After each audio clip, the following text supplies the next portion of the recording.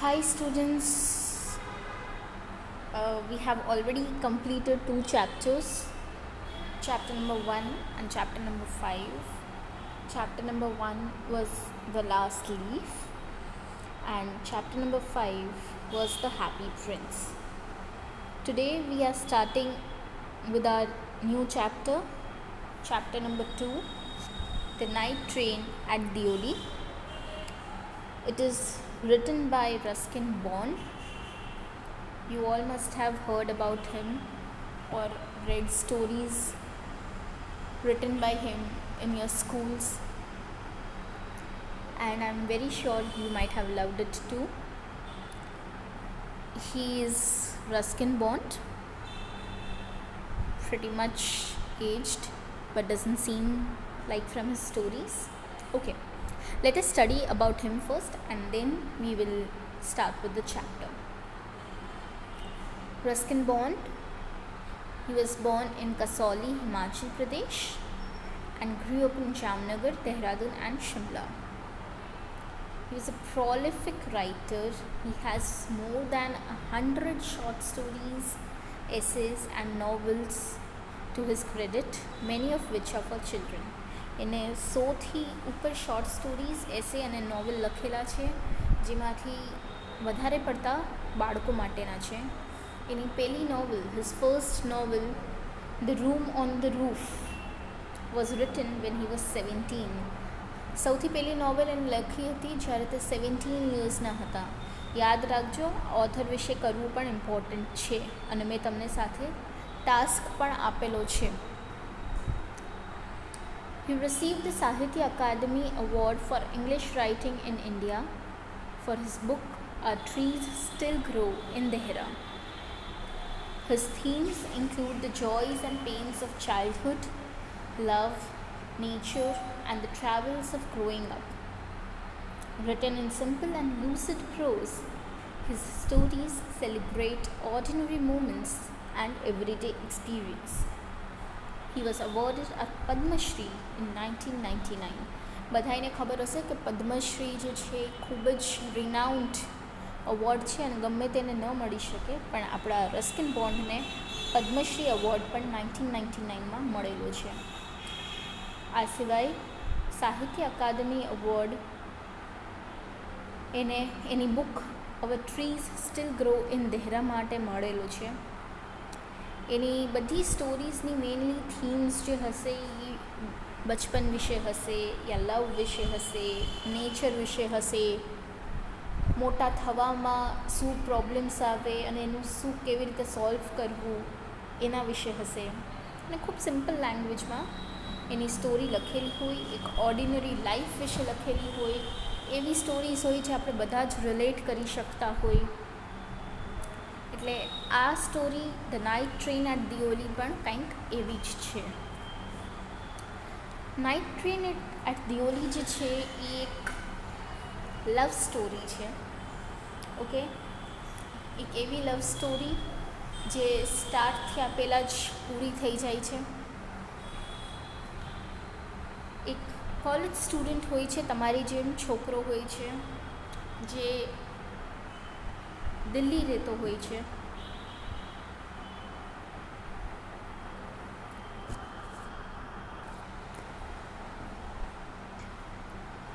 દિલ્હીમાં હોસ્ટેલમાં રહેતો હોય છે અને એનું સમર વેકેશન આવે એટલે બધા પોતાના ઘરે જાય ને, એટલે એ પણ સમર વેકેશન્સ આવતા એટલે પોતાના દાદીની ઘરે દહેરામાં જતો. દહેરા ઇઝ દહેરાદૂન, ત્યાં જતો. ત્યાં મે મહિનામાં જતો અને જુલાઈમાં પાછો રિટર્ન થતો. સમર વેકેશન્સ તમારી જે એના પણ 2 મહિનાના હતા. ત્યાં જતા રસ્તામાં વચ્ચે એક નાનકડું અમથું સ્ટેશન આવતું દિઓલી નામનું, જે દહેરાથી 30 માઇલ જેટલું દૂર હતું. ટ્રેન સવારે 5 વાગે દિઓલી પહોંચતી. દિઓલીમાં એક જ પ્લેટફોર્મ હતું, એક સ્ટેશન માસ્ટરની ઓફિસ હતી અને એક વેઇટિંગ રૂમ હતું. એટલું નાનું સ્ટેશન આ હતું.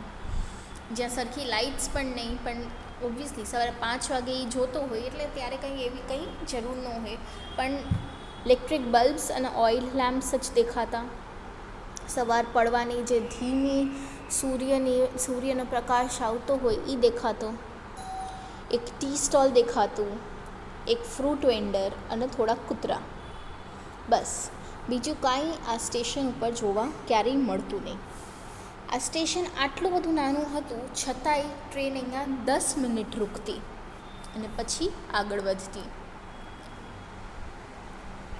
રસ્કિન જે છે, જે ઓથર આપણો છે, એ એમ કહે છે કે દિયોલીમાં એ ટ્રેન શું કામે રૂકતી એ પણ મને ખબર નથી. ત્યાં ક્યારેય કોઈ એક્ટિવિટી થઈ જ નથી, કોઈ ટ્રેનથી ઉતર્યું નથી કે કોઈ ક્યારેય ટ્રેનમાં ચડ્યું નથી. આ સ્ટેશન એટલું બધું નાનું હતું કે અહીંયા મેં ક્યારેય કુલીને પણ જોયા નથી, પણ ટ્રેન છતાંય ત્યાં પૂરી 10 મિનિટ માટે રૂકતી અને પછી એક બેલનો અવાજ આવતો, ગાર્ડ વિસલ વગાડતો અને ટ્રેન દિયોલીથી ચાલી જતી અને દિયોલી વિશે બધાય પાછા ભૂલી પણ જતા. એટલે એને એમ થતું કે જ્યારે આ સ્ટેશનનું કોઈ મહત્ત્વ જ નથી તો અહીંયા કેમ રૂકે છે, પછી તો બધા ભૂલી જાય છે. એ વિચારતો કે આ દિયોલીમાં થતું શું સ્ટેશન વોલ્સની પાછળ. એને ખરાબ પણ લાગતું આ નાના પ્લેટફોર્મ માટે, જેને કોઈ મળવા આવતું નહીં યા જ્યાંથી કોઈ બહારે જઈ શકતું નહોતું. એક વખત એને નક્કી કર્યું કે હું ટ્રેનથી ઉતરીશ દિયોલીમાં, આખો દિવસ ત્યાં રહીશ, એટલે આ ટાઉનને પણ કંઈક સારું લાગે કે ચલો કોક તો અમારે ત્યાં વિઝિટર આવ્યું. એટલે રસ્કિન ત્યારે એવા બધા વિચાર કરતો. હવે 18 વર્ષનો હતો જ્યારે ગ્રાન્ડમધરને મળવા જતો હતો અને ટ્રેન પાછી દિયોલીમાં રૂકી. ત્યારે પ્લેટફોર્મ ઉપર એક ગર્લ આવી જે બાસ્કેટ વેચતી હતી. પ્લીઝ આ યાદ રાખજો, ગર્લ જે છે એ બાસ્કેટ સેલર હતી. It was a cold morning and the girl had a shawl. સવારે 5 વાગે એકદમ ઠંડક હતી, મીઠી ઠંડી જે આપણે કહીએ, અને ગર્લે શાલ ઓઢેલી હતી. તેના પગે તેને કાંઈ નહોતું પહેર્યું, કપડાં એના જૂના હતા પણ યંગ હતી, એકદમ પોતે ડિગ્નિટીથી ચાલતી હતી. જ્યારે તે વેચતા રસ્કિનના વિન્ડો પાસે આવી ત્યારે રૂકી ગઈ અને એની સામે જોયું રાખ્યું. રસ્કિન એની સામે જોતો હતો. છોકરીને ખબર પણ હતી, પણ છતાંય એ એવું દેખાડતી હતી કે તેને કંઈ ખબર નથી. અને પછી એ બે એકાબીજાની સામું જોવે છે. છોકરી પણ ત્યાં થોડીક વાર ઊભી રહે છે, બે આંખમાં આંખ મિલાવે છે, કોઈ કંઈ બોલતું કરતું નથી. પણ જ્યારે તે ત્યાંથી ચાલી ગઈ ત્યારે રસ્કિનથી રહેવાનું નહીં અને એ પોતાની સીટ મૂકીને દરવાજા પાસે જાય છે. પ્લેટફોર્મમાં જોવે છે કે ક્યાં દેખાઈ જાય, ઉતરે છે, ટી સ્ટોલ પાસે જાય છે.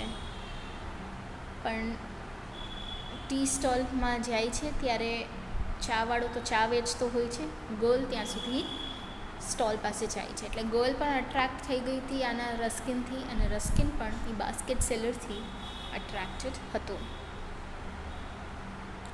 ગર્લ પૂછે છે કે તમારે બાસ્કેટ ખરીદવું છે, તો રસ્કિન ના પાડે છે. અને પછી એ બે એકાબીજાની સામે ઘણીવાર સુધી જોયે રાખે છે. યાદ રાખવું, એ લોકો પાસે 10 મિનિટનો ટાઈમ હતો, તો જોયે રાખે છે. અને પછી છોકરી પૂછે છે કે સાચું તારે બાસ્કેટ નથી જોતું? તો હવે ભાઈ છોકરી બીજી વખત પૂછે તો કયો છોકરો ના પાડી શકવાનો હતો એ ઉંમરમાં, અને જ્યારે એને અટ્રેક્શન થઈ ગયું હતું એટલે ઓલો કહે છે લાવ મને, વાંધો નહીં. અને 1 રૂપિયામાં એને એક બાસ્કેટ ખરીદી લીધું. હજી છોકરી કંઈ બોલવા જાય પહેલાં ગાર્ડે વિસલ વગાડી દીધી. ઓલી કંઈક બોલી પણ એન્જિનનો અવાજ અને બેલ વાગવા માંડી એટલે કાંઈ રસ્કિનને સંભળાણું નહીં અને કમ્પાર્ટમેન્ટ સુધી જવું પડ્યું ફરી. અને ટ્રેન આગળ વધી ગઈ. રસ્કિન એને જોતો તો જ્યાં સુધી પ્લેટફોર્મમાંથી ટ્રેન વહી નહોતી ગઈ ત્યાં સુધી ગર્લ ત્યાં ને ત્યાં ઊભી હતી, રસ્કિનની સામે સ્માઇલ કરતી હતી. અને પછી જંગલ આવી ગયું અને છોકરી દેખાતી બંધ થઈ ગઈ. હવે તો નવાઈનો પ્રેમ થયો છે તો રસ્કિનને નિંદર કેવી રીતના આવવાની હતી? હવે તો સુવે બીજા હતા. હવે તો છોકરી દેખાતી હતી, એની આંખો દેખાતી હતી, એનો ફેસ દેખાતો હતો અને એ જ માઇન્ડમાં ફર્યા રાખતી હતી. પણ પછી દહેરા પહોંચી ગયો એટલે એને આ બધું ભૂલાઈ ગયું. દિયોલી ભૂલાઈ ગયું, છોકરી ભૂલાઈ ગઈ, કેમ કે ત્યાં જઈને હવે ઘણી બધી બીજી વસ્તુ એના માઇન્ડમાં આવી ગઈ હતી. પણ હવે જ્યારે એ પાછી રિટર્ન જર્ની કરતો હતો 2 મહિના પછી અને દિયોલી આવ્યું ત્યારે એને પાછી છોકરી યાદ આવી. દિયોલી સ્ટેશન આવ્યું, ટ્રેન ઊભી રહી તો એ એને ગોતતો હતો. હવે એના મનમાં કંઈક રોમાંચ આવી ગયો હતો, થ્રિલ આવી ગયું હતું અને છોકરી પ્લેટફોર્મ પરથી ચાલી આવતી હતી. રસ્કિન નીચે ઉતરી ગયો, એને હાઈ કર્યું એટલે હાથ હલાવીને હાઈ કર્યું, કંઈ બોલ્યો નહોતો. એને છોકરીએ રસ્કિનને જોયું તો છોકરીએ પણ સ્માઇલ કરી. એ ખુશ હતી કે રસ્કિને એને યાદ રાખી છે અને રસ્કિન ખુશ હતો કે છોકરીને તે યાદ છે. બે ખુશ હતા અને જેમ જૂના દોસ્તારો ઘણા સમય પછી મળતા હોય એવી ફિલિંગ આવતી હતી. પછી છોકરી આખી ટ્રેનમાં બાસ્કેટ વેચવા ન ગઈ, ડાયરેક્ટલી ટી સ્ટોલ ઉપર ગઈ જ્યાં એ લોકો બે મળ્યા હતા લાસ્ટ ટાઈમ પણ અને વાત કરી હતી. ત્યાં જ ગયા. એની આંખોમાં એક ચમક દેખાઈ આવતી હતી. બેએ કાંઈ વાત નહોતી કરી અને અત્યારે પણ કાંઈ વાત નહોતા કરતા, બસ એકાબીજાની સામે જોયા રાખતા હતા. રસ્કિનને એવી ઈચ્છા થતી હતી કે અત્યારે જ આને ટ્રેનમાં મારી સાથે લઈ જાઉં અને મારી સાથે જ રાખી લઉં. હવે પાછું 1 વર્ષ પછી હું અહીંયા આવીશ તો એ મને નહીં ચાલે. એટલે રસ્કિન એના હાથમાંથી બાસ્કેટ લઈને ગ્રાઉન્ડ ઉપર રાખી દીધા અને છોકરી હાથ આડો કરે છે, લંબાવે છે કે બાસ્કેટ એને આપે, પણ રસ્કિન એનો હાથ જ પકડી લે છે અને એને કહે છે કે મારે દિલ્હી જવાનું છે. અને છોકરી સમજી જાય છે અને એ કહે છે મારે ક્યાંય નથી જવાનું. આ વખતે ફરી એ લોકોની લવ સ્ટોરી આગળ વધે. પહેલાં ગાર્ડ વિસલ વગાડી દે છે, ટ્રેનનો ટાઈમ થઈ જાય છે અને નીકળવું પડે છે. રસ્કિનને તો આ ગાર્ડ ઉપર ખૂબ જ ગુસ્સો આવે છે. બે નવાઈના પ્રેમી પણ ખીડા હોય, ઘણા સમય પછી મળતા હોય અને કોક આવીને આવી રીતના ડિસ્ટર્બ કરે તો 10 જ મિનિટનો ટાઈમ હોય તો ગુસ્સો આવું વ્યાજબી છે. એવી રીતના જ રસ્કિનને પણ ગુસ્સો આવતો હતો. રસ્કિન એને કહે છે હું પાછો આવીશ, શું તું અહીંયા હોઈશ?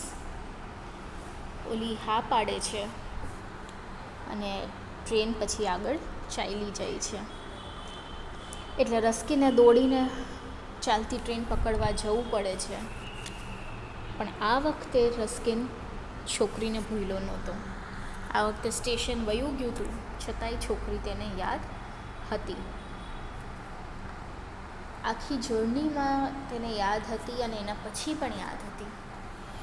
એના પછીનું વર્ષ તો એના માટે બહુ સારું નીકળ્યું હતું, બહુ ખુશખુશાલ રહેતો હતો, પ્રેમ થઈ ગયો હતો હવે ભાઈને, તો ખુશ કેમ ન હોય. એટલે એકદમ ખુશીથી એને આખું વર્ષ વીતાવ્યું. અને જેમ કોલેજ પૂરી થઈ એટલે આ વખતે તો બહુ જલ્દી હતી એને ત્યાં જવાની, દહેરા જવાની દાદી પાસે, જેથી દિયોલી વચ્ચે આવે અને એ તેને મળી શકે. એટલે બાસ્કેટ સેલર એટલી છોકરીને મળી શકે. મારા દાદી પણ ખૂબ ખુશ થઈ જશે કે હું જલ્દી આવું છું, એવું રસ્કિન વિચારે છે. જેમ ટ્રેનમાં હતો અને દિયોલીનો આવવાનો ટાઈમ નજીક થતો હતો એમ તે નર્વસ પણ થતો જતો હતો, કેમ કે એ વિચારતો હતો કે છોકરીને હું શું કહીશ અને હું શું કરીશ. સાવ નવું હતું. ભાઈએ કાંઈ બહુ ઝાઝી વાતચીત પણ નહોતી કરી, પણ ભાઈને ખબર હતી કે એકાબીજા માટે મનમાં કંઈક તો છે. એને ખબર જ હતી કે એ એની સામે જશે એટલે એ કાંઈ બોલી શકતો નથી, યા એની ફિલિંગ્સ વિશે પણ એ કાંઈ કરી શકતો નથી. ટ્રેન દિયોલી પાસે આવી. છોકરો પ્લેટફોર્મમાં એને ગોતતો હતો, પણ છોકરી ક્યાંય દેખાતી નહોતી. એટલે તે ટ્રેનથી ઉતરી ગયો, પણ હજી છોકરી નહોતી દેખાતી. એને લાગ્યું એને કંઈક કરવું પડશે, એટલે એ સ્ટેશન માસ્ટર પાસે ગયો અને પૂછ્યું કે તમને ખબર છે અહીંયા કોઈ છોકરી જે બાસ્કેટ્સ વેચતી હતી? સ્ટેશન માસ્ટર કહે છે ના, અને તું જલ્દી ટ્રેનમાં પાછો વયો જા, બાકી ટ્રેન છૂટી જશે. કેમ કે સ્ટેશન માસ્ટરના નજરમાં તો હજી એક બાળક જ હતો, એટલે એ એને સલાહ આપે છે.